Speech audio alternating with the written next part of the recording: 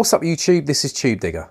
In this video I'm going to give you a brief overview of all the new features in MPC 2.2.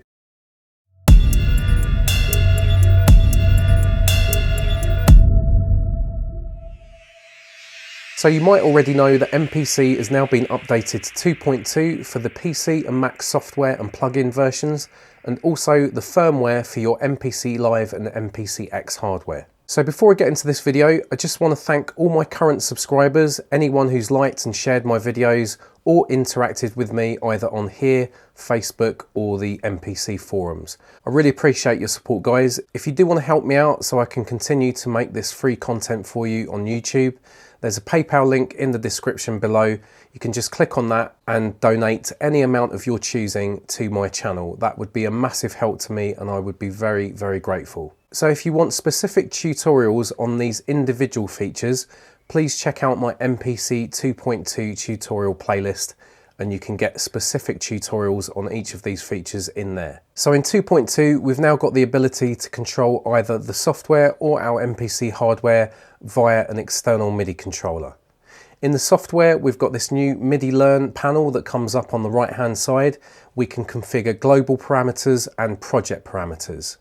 In the MPC hardware, we have to go to Menu, MIDI Control, and now we've got this third MIDI Learn tab additionally to the Hardware and XY tab.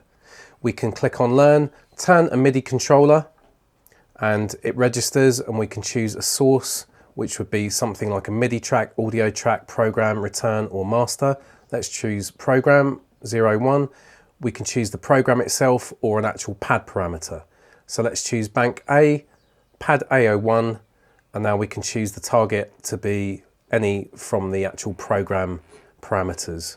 So as said, if you want to check out my MPC 2.2 tutorial playlist, that will show you exactly how to use Global MIDI Learn and Project MIDI Learn. Let's now go to the Track Edit menu, and this is where we find both Humanize and Generate Random Events.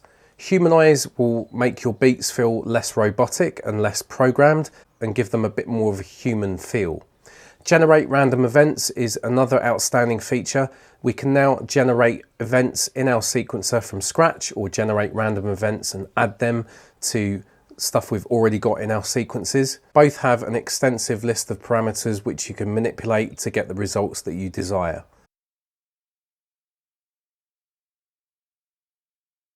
The last feature update on the list is in the Settings Preferences menu.